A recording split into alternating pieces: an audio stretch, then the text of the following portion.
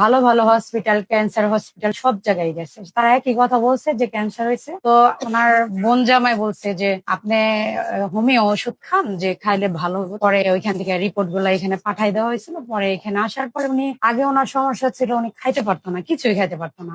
সাগু জাল দিয়া খাইতো, মানে বমি করতে চাইতো, অস্থির হয়ে পড়া থাকতো। আলহামদুলিল্লাহ এখন খাইতে পারে, মাছ ভাত সবই খাইতে পারে। অস্থিরতা কমছে, আগে চিত হয়ে ঘুমাসতে পারতো না, পেটে পানি আসছিল।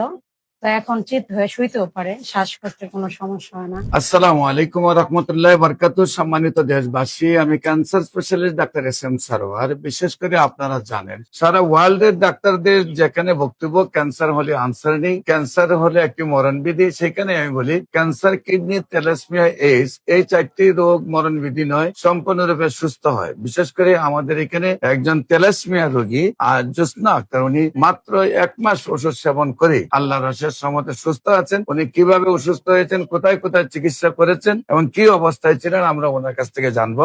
আপনার নাম? জোসনা আক্তার। আপনার কি হয়? আমার যা হয়। আপনার নাম কি? আমার নাম মলি আক্তার। মলি আক্তার। হ্যাঁ। আপনার জালের কি নিয়ে তো আপনি আসছিলেন? হ্যাঁ। হ্যাঁ, তো আপনার নাম হলো জোসনা আক্তার। আপনার স্বামীর নাম? বাবুল খান। আপনার মায়ের নাম?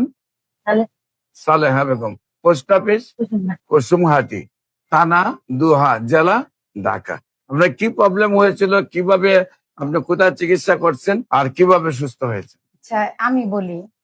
আমার যার প্রথমে আর কি ব্লিডিং এর সমস্যা হয়েছিল। তারপর উনি আমাদের ওইখানে এক হসপিটালে এক ডাক্তার দেখাইছে, বলছে যে আপনার ওভারিতে সিস্ট হয়েছে, অপারেশন করা লাগবে। প্রথম তো আপনার ব্লিডিং হচ্ছে, হ্যাঁ, ব্লিডিং হয়েছে। তারপরে আপনার ডাক্তারের কাছে নিয়ে হ্যাঁ, গেছেন, হ্যাঁ, তারপরে দেখা গেছে যে ওভারে সিস্ট সিস্ট হয়েছে। হয়েছে। সেই ওভারে সিস্টের জন্য ওইখানে আর কোনো ডাক্তার দেখানো নেই, ডাইরেক্ট ঢাকা এসে পড়া হয়েছে। উত্তরা মানে বিভিন্ন ঢাকা শহরে মনে করেন ভালো ভালো হসপিটাল, ক্যান্সার হসপিটাল সব জায়গায় গেছে। তারা একই কথা বলছে যে ক্যান্সার হয়েছে। আগে আমরা মানে ওনারা কি যে মানে ওনার ট্রিটমেন্ট দেবো, ওনার ডিসাইডই করতে পারতেছিলাম যে কি করবো। পরে বলছে যে ওনাকে কেমোথেরাপি দেওয়ার পরে অপারেশন করব।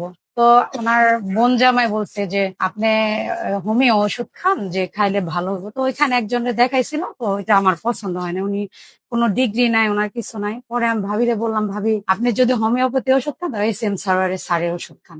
তো আমি আবার এই যে রবিন ভাইয়ার ফেসবুকে ভিডিও পাইছিলাম, ওইখানে দেখছি। পরে ওইখান থেকে রিপোর্ট গুলা এখানে পাঠাই দেওয়া হয়েছিল। পরে এখানে আসার পরে উনি, আগে ওনার সমস্যা ছিল উনি খাইতে পারতো না, কিছুই খাইতে পারতো না। সাগু জাল দিয়া খাইতো, মানে বমি করতে চাইতো, অস্থির হয়ে পড়া থাকতো। আলহামদুলিল্লাহ এখন খাইতে পারে, মাছ ভাত সবই খাইতে পারে। অস্থিরতা কমছে, আগে চিত হয়ে ঘুমাসতে পারতো না, পেটে পানি আসছিল। তো এখন চিত হয়ে শুইতেও পারে, শ্বাসকষ্টের কোনো সমস্যা হয় না। আর এখন একটু দুর্বলতা ছিল বেশি, এখন কমছে। আর এখন আলহামদুলিল্লাহ আগের চেয়ে চেহারাটা একটু ভালো হয়েছে। সম্মানিত দেশবাসী, আপনারা যতটুকু শুনলেন, উনি একেবারে বিছানায় ছিলেন, খাওয়া দাওয়া চলতো না, শীত হয়ে শুইতে পারতেন না। এমন অবস্থা থেকে আল্লাহর শেষ অবধি 1 মাসে উনি আমাদের কাছে খুব স্মার্ট একজন মহিলা হিসেবে উপস্থিত হয়েছেন এবং আল্লাহ সুস্থ করে রেখেছেন। এবং নিয়মিত আমরা ওনাদেরকে চেক আপ রাখবো। আপনারা দোয়া করবেন উনি যেন স্থায়ী ভাবে, সুন্দরভাবে আল্লাহ আজীবন ভালো রাখেন। ক্যান্সার, কিডনি, থ্যালাসেমিয়া এই 4টি রোগের জন্য যে কোনো সময় যে কোনো পরামর্শের জন্য আপনারা স্ক্রিনে দেওয়া নাম্বারে যোগাযোগ করবেন।